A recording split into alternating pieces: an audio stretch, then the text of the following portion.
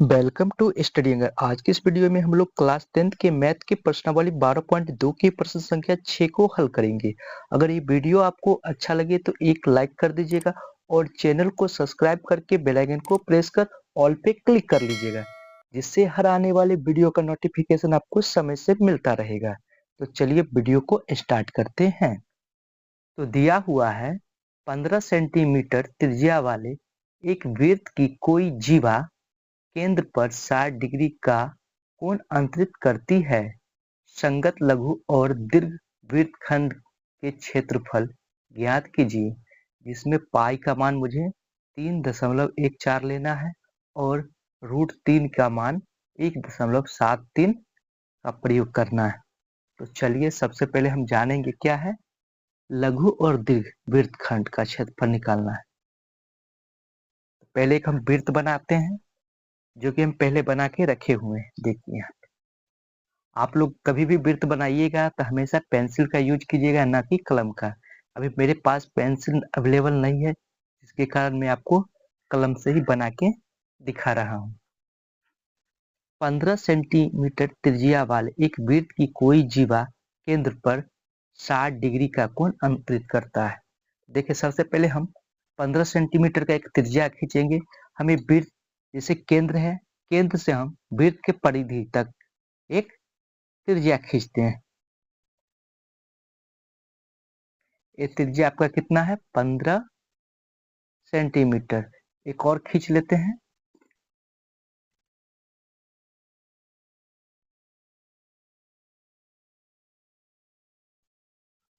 ये भी आपका हो जाएगा 15 सेंटीमीटर। अब कह रहा है इसमें कोण कितना बन रहा है 60 डिग्री। 60 डिग्री है। अब कहता है कोई जीवा केंद्र पर इतना डिग्री कोण अंतरित करते हैं। अब एक जीवा यहाँ पे बना लेते हैं, इसी के साथ है। चलिए ये आपका जीवा बन गया। अब मेरा पिक्चर रेडी हो गया। अब क्या कह रहा है लघु और दीर्घ वृत्तखंड का क्षेत्रफल।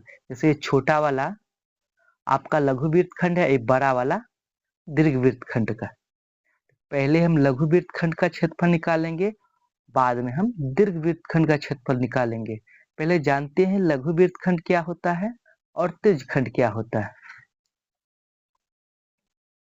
देखिए यहाँ पे हम एक पिक्चर बना के पहले रखे हुए हैं, इसे पहले भी पढ़ चुके थे। वृत्त के एक बिंदु से लेकर दूसरे बिंदु के बीच खींची गई सीधी रेखा को ही हम जीवा कहते हैं। और कह सकते हैं वृत्त की सबसे बड़ी जीवा क्या होती है, वृत्त का व्यास होता है, जो कि केंद्र से होकर गुजरता है। तो ऊपर वाले पार्ट आपका हो गया दीर्घ वृत्तखंड और नीचे वाला हो गया लघु वृत्तखंड। इसी प्रकार से हम जानते हैं एक और चीज, जैसे लघु त्रिज्यखंड और दीर्घ त्रिज्यखंड। तो ये छोटा वाला भाग आपका लघु त्रिज्यखंड है, बड़ा वाला भाग आपका दीर्घ त्रिज्यखंड है। तो इसको हम हल करते हैं। तो जो दिया है पहले उसको हम लिखेंगे हल। दिया है पहला क्या दिया है त्रिज्या, यानी r बराबर 15 सेंटीमीटर। आगे आपका दिया हुआ थीटा यानी कोण बराबर 60 डिग्री। अब क्या कह रहा है लघु वृत्तखंड का क्षेत्रफल। तो लघु वृत्तखंड आपका यही है, इसी का क्षेत्रफल मुझे निकालना है। तो लघु वृत्तखंड का क्षेत्रफल निकालने के लिए सबसे पहले हम त्रिज्यखंड का क्षेत्रफल निकालेंगे और उसमें हम त्रिभुज का क्षेत्रफल को माइनस कर देंगे, घटा देंगे। तो आपका किस वृत्तखंड का क्षेत्रफल निकल जाएगा। तो लिखेंगे चूंकि लघु त्रिज्यखंड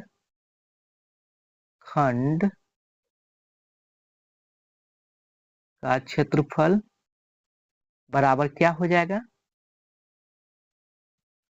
थीटा बट्टा 360 गुने pi r square equal to theta का मान कितना है 60 बट्टा 360 गुने पाई का मान मुझे कितना लेना है 3.14 गुने आर का मान कितना है 15 गुने 15।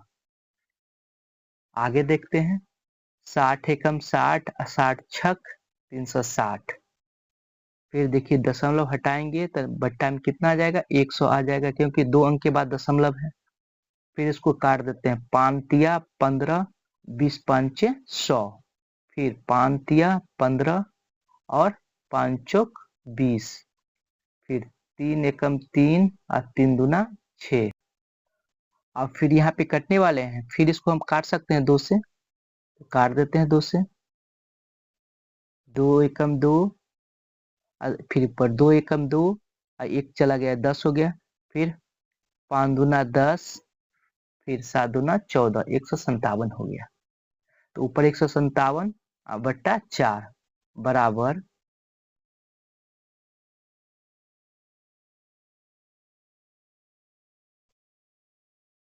157। अब देखिए यहाँ पे एक 3 बचा हुआ है, तो गुने 3 अब बट्टा 4। फिर इसको हम आगे लिख लेंगे बराबर, इसको गुना कर लेते हैं, 7 तिया 21 के 1, फिर 5 तिया 15, 15 दू 17 के 7, फिर 3 एकम 3, 3 1 4 अब बट्टा 4 सेंटीमीटर स्क्वायर। इसको यहाँ तक रहने देते हैं। अब समबाहु त्रिभुज का क्षेत्रफल निकालेंगे, तो लिखेंगे अब समबाहु त्रिभुज का क्षेत्रफल बराबर क्या होता है, √3/4 गुने ए स्क्वायर अर्थात भुजा स्क्वायर। तो क्या है, √3 का मान भी मुझे दिया हुआ है, कितना प्रयोग करने के लिए, 1.73, 1.73 बट्टा 4 गुने 15 गुने 15। यहाँ पे हम दशमलव उड़ाएंगे तो गुना में कितना 100 हो जाएगा। इसको फिर काट देते हैं, 5 तिया 15, फिर 20 पंचे 100, फिर 5 तिया 15 और 5 चौक 20। फिर ऊपर से हम गुना कर देंगे तो कितना हो जाएगा, 173 गुने 3 तिया 9 अब बट्टा 4 चौक 16। फिर इसको हम आगे गुना कर लेंगे, कितना हो जाएगा, 9 तिया 27, फिर 9 साते 63 और 2 65 के 5, फिर 9 9 एकम 9 और 6 15 बट्टा 16 सेंटीमीटर स्क्वायर। ये आपका त्रिभुज का क्षेत्रफल निकल गया। अब निकालेंगे संगत लघु वृत्तखंड का क्षेत्रफल, तो लिखेंगे इसीलिए संगत लघु वृत्तखंड का क्षेत्रफल बराबर क्या हो जाएगा, लघु वृत्तखंड का क्षेत्रफल माइनस समबाहु त्रिभुज का क्षेत्रफल। तो कितना है लघु वृत्तखंड का क्षेत्रफल, 471 बट्टा 4 माइनस इसका कितना है, 1557 बट्टा 16। अब देखिए दोनों में हम एलसीएम लेंगे तो कितना हो जाएगा, एलसीएम 16 हो जाएगा। अब इसको हम 4 से लगाएंगे तो कितना, 4 मतलब कट जाएगा, तो फिर 4 एकम 4, 7 चौक 28, फिर 4 चौक 16 दू 18 माइनस 1557। फिर इसमें हम इसको घटा लेंगे तो कितना आ जाएगा। अब देखिए 4 में से 7 नहीं जाएगा, एक हासिल लेंगे तो 14 में से आ जाएगा 7, ये बचा आपका 7, 7 में से 5 जाएगा 2, फिर कितना 8, 8 में से 3 5 जाएगा 3 बट्टा 16 सेंटीमीटर स्क्वायर। अब क्या करते हैं, इसमें हम 16 से भाग दे देंगे, मोटा मोटी इतना आ गया, 7 और 5 मतलब 20.4375 पे जाके आपका कट जाएगा, सेंटीमीटर स्क्वायर हो जाएगा। संगत लघु वृत्तखंड का क्षेत्रफल आपका निकल गया इतना, ठीक है, 20.4375। अब निकालना है दीर्घ वृत्तखंड का क्षेत्रफल। तो सबसे पहले हम जानेंगे, देखिए इसका क्षेत्रफल आपका निकल गया। आपको निकालना है दीर्घवृत्तखंड का क्षेत्रफल। तो देखिए पहले तो यहाँ तक तो निकल गया, इसके नीचे निकल गया जहां पे हम इसको रंग दे रहे हैं, ठीक है ना, एक पार्ट तो निकल गया। अब पूरे त्रिभुज का क्षेत्रफल में से हम लघु वृत्तखंड का क्षेत्रफल घटा देंगे तो दीर्घवृत्तखंड का क्षेत्रफल निकल जाएगा। लिखेंगे चूंकि दीर्घ वृत्तखंड का क्षेत्रफल बराबर वृत्त का क्षेत्रफल क्या होता है, पाई आर स्क्वायर माइनस इसका क्षेत्रफल कितना है, तो 20.4375। अब इसमें भी पाई का मान कितना लिखना है, 3.14 गुने 15 गुने 15 माइनस 20.4375। अब देखिए यहाँ पे इसको हम लघु दशमलव हटाएंगे तो बट्टा में 100 आ जाएगा। तो काट देते हैं, 5 तिया 15, फिर 20 पंचे 100, 5 तिया 15, 5 चौक 20, फिर इसको हम 2 से काट देते हैं, 2 दूना 4, फिर 2 एकम 2, और फिर हो जाएगा 5 दूना 10, 7 दूना 14। तो कितना आ जाएगा आपका 157 गुने 3 तिया 9 भागा 2 माइनस 20.4375।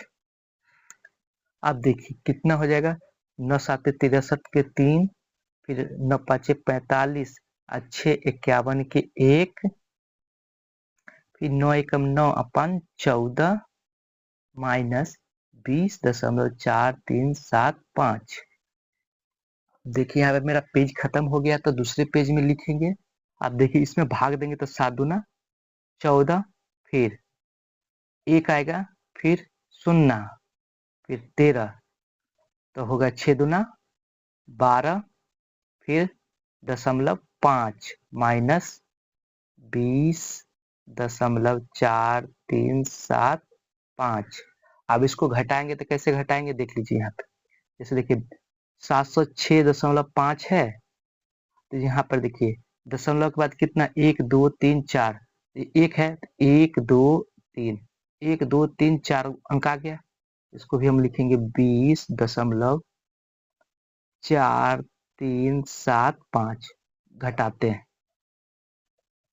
तो घटाएंगे तो कितना, देखिए अभी 10 जीरो है, तो जीरो में इसमें से एक पैंचा लेंगे तो 10, 10 में से 5 जाएगा 5, 9 बचा, 9 में से 7 जाएगा 2, फिर 9 बचा, 9 में से 3 जाएगा 6, अभी कितना है 4 बच गया, तो ये हो गया आपका 0.6 का 6 और 10 में से 2 जाएगा 8 और 6, कितना हो गया 686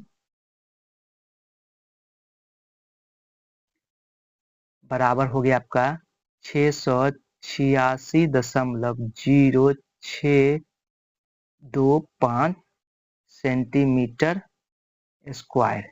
यही आपका सही आंसर हो गया। तो दोस्तों मैं आशा करता हूँ कि वीडियो आपको समझ में आ गई होगी। तो वीडियो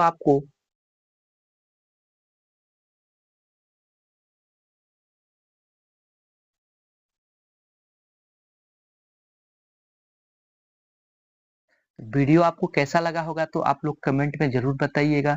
अपना वीडियो आपको कैसा लगा आप लोग कमेंट करके अपना राय जरूर दीजिएगा। जय हिंद।